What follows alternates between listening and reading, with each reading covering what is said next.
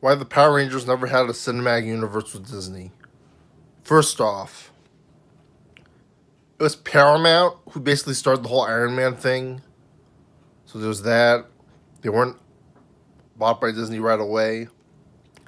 And they actually had the sort of opposite thing with Marvel that Disney had with Power Rangers.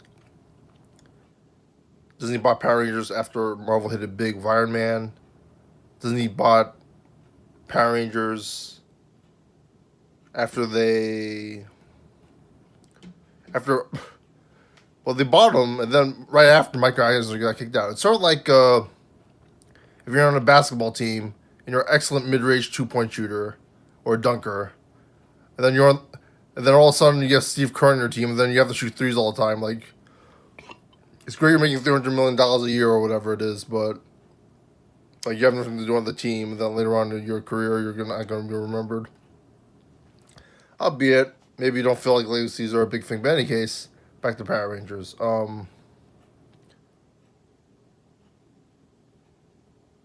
What's the Power Rangers side of the way? They never did this in Maggie Universe. They tried to do Dark Wish, then do well.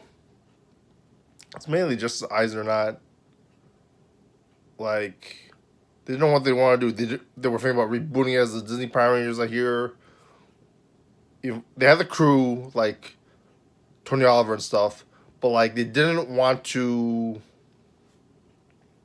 They weren't sure if they wanted the Disney Power Rangers was the Saban Power Rangers.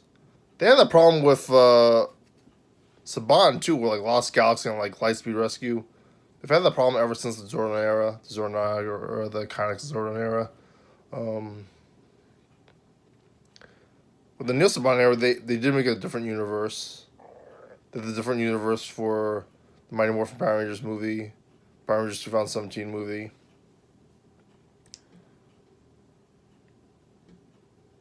They didn't have a crew basically like the Kevin Feige crew that sets up everything, that shows up in everything.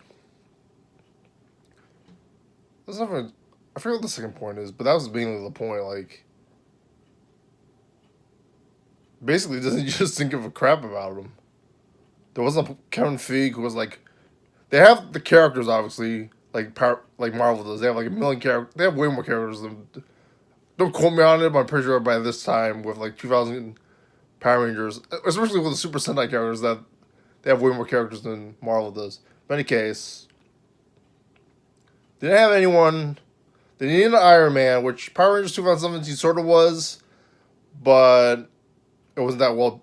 Well, to be fair, like even Iron Man in the box office wasn't that great. But had all that critical prestige, the Oscars and everything. Power Rangers never got that big.